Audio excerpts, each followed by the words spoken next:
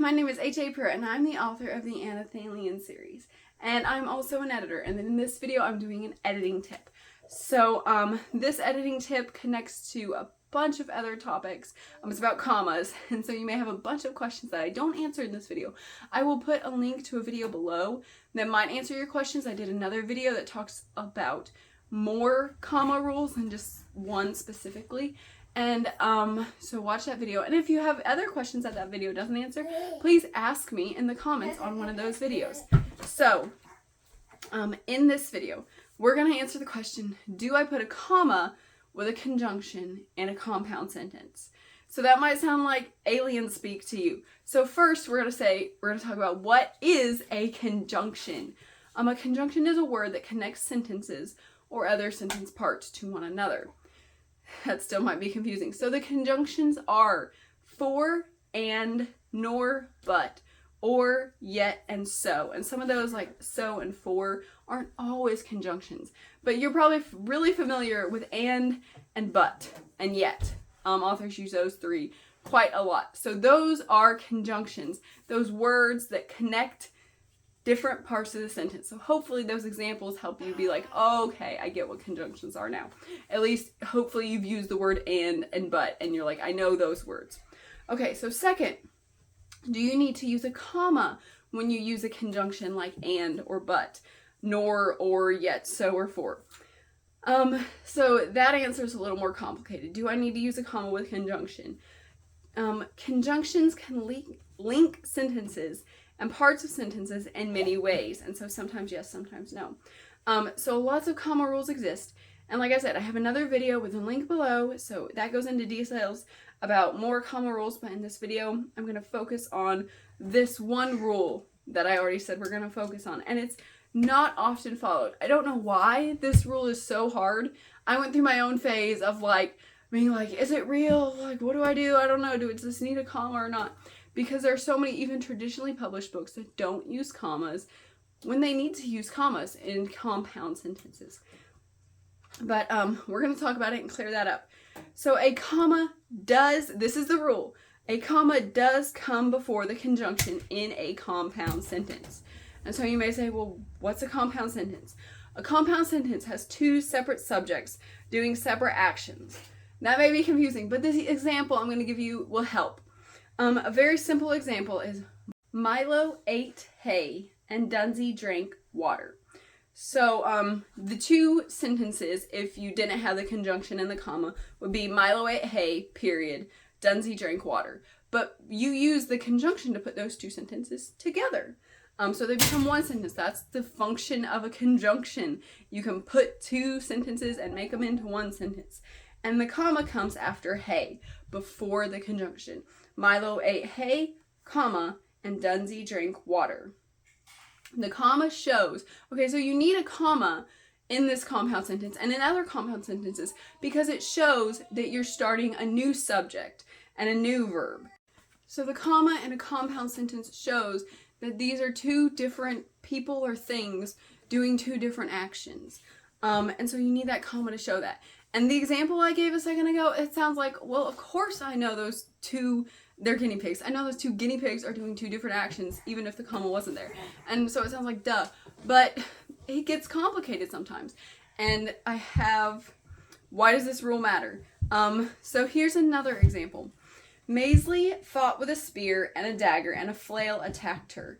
So without a comma, if you look at that sentence, without a comma, we don't know if Maisley has a spear and a dagger, or if the dagger is with the flail attacking her. You need the comma to understand what she has and what's attacking her. And you may say, well, you made that sentence up to show us something, and nobody would ever say that. But you'd be really surprised how many books I find where you're reading along and you have an and then you have another noun, and you connect that noun to the previous part of the sentence rather than connecting it to the latter part of the sentence. Like in our example, is dagger with the previous part with Maisley fighting, or is the dagger with the latter part with the flail attacking her? And if you don't have that comma in the sentence, then your brain is automatically going to connect whatever that noun is with the previous part of the sentence. And so like I said, that's my example. I've seen other examples in books. I didn't want to look at a book and embarrass some author, but I've seen it so many times when authors don't put in that comma and you're reading along and your brain attaches that other noun to the previous part of the sentence, but then you stop because the rest of the sentence doesn't make sense, and then you have to go back and you think about, oh, okay, so that goes with that part of the sentence. And it does make it a little harder to read your book. And so that's why it is the rule. You can read older books like J.R.R. Tolkien. We're reading through that with the child who is doing crazy things right now. But we're reading through that with him, and they don't use that. But that's older English, and the rule has developed, and now the rule is to put it in there. So don't say, well, just because this traditionally published book doesn't have it, maybe that editor didn't know. Maybe that book was created before this rule was established, but this is the rule now. You need that comma with that conjunction in a compound sentence. And sometimes it gets really hard to know if you need that comma. And so, back to the other example. So back to the super simple example of Milo ate hay and Dunsey drank water. To know if you need a comma for this specific rule, this doesn't work with other comma rules, okay? So don't apply this to any comma, but with compound sentences and conjunctions. And you say, do I need a comma here?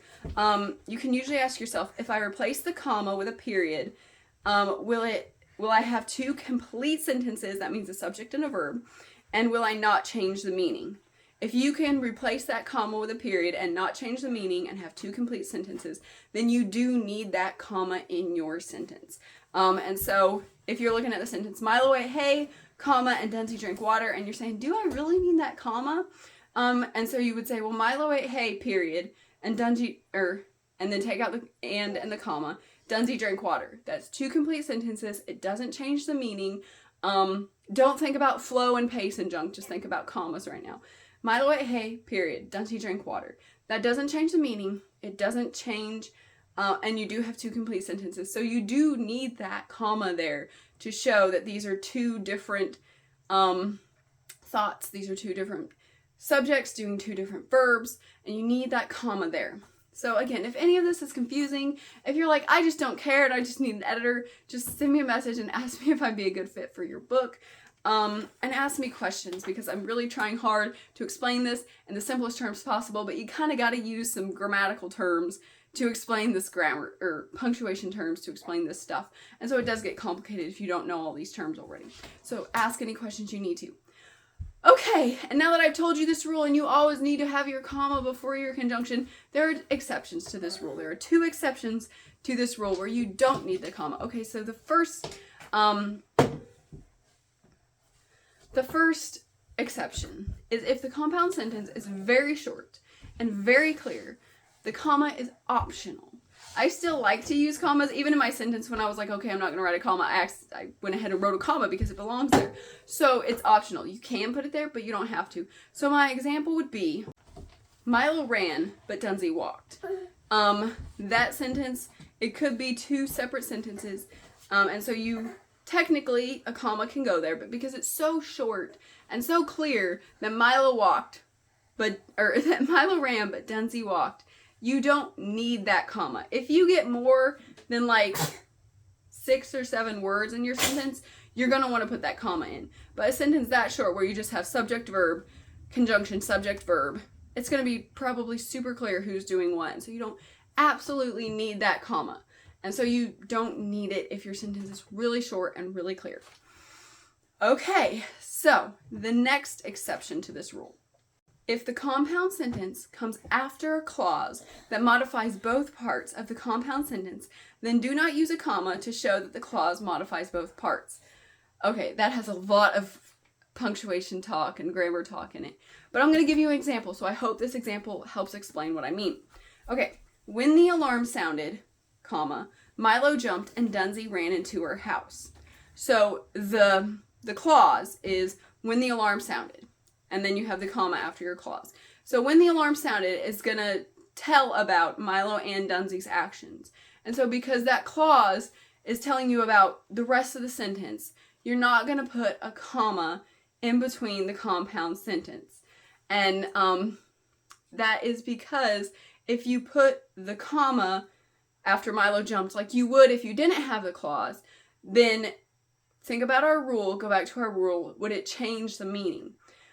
Okay, so let's go back to our rule. If we said, when the alarm sounded, comma, Milo jumped, period, Dunsey ran into her house.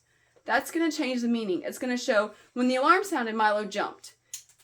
But if you put the period, if you put the comma or the period there, that shows that Dunsey ran into her house for a different reason, at a different time. So not putting the comma there shows that Dunsey and Milo did the action because of the alarm sounding. That one's this one's pretty advanced to think about, because even editing my own stuff sometimes, I have to stop and I think, is this thing that's happening making both of these actions that happen after it happen, or just one action happening and then the other one's happening as a result? It gets complicated, and you kind of have to know what's going on in the book or in the sentence to know if it needs the comma or not, because sometimes you do put the comma and the comma determines a different meaning. Okay, that's getting really complicated. Again, I'm an editor. I can figure it out if I read things in context. So if you just need an editor, you're like, no, I don't know this stuff. If you just need an editor, just leave me a comment and I'll talk to you about that. Okay, so this compound sentence comma rule may sound simple at times, or it may sound really complicated, but it can get really complicated when you have lots of clauses and phrases and blah, blah, blah, blah, blah, blah, all the different sentence parts. When you have complex sentences, it gets complex. And so, again, consider having me as your editor, especially if this sounded like, why, I don't know what you're talking about. But if it made sense, I'm really glad that it can help you and you can understand now. Again, the basic rule is, yes, you do need a comma with that conjunction when you have a compound sentence. Alright, so go watch that other video about more comma rules and ask any questions in the comments. Also, I'll have other links to other editing videos I have done. Please don't do that, sweetie. I'm almost done. I'll have other links below to other videos I have done. Please comment, please like, please subscribe, please share this video with others, and thank you very much for watching. Bye. Bye-bye. If you want to know more about Anna Thalian or H.A. Pruitt, please follow me on Instagram at H.A. Pruitt. You can find me on Amazon as an Amazon author, H.A. Pruitt. Please watch my YouTube channel and all my cool videos on my channel, H.A. Pruitt Anna Thalian. You can find me on the Facebook page, H.A. Pruitt Anna Thalian. You can follow me on Goodreads by the name H.A. Pruitt and the book Anna Thalian, or you can go to my website where so much cool stuff about Anna Thalian is. The website is hapruitt.com. Ask me questions, but I'm gonna try and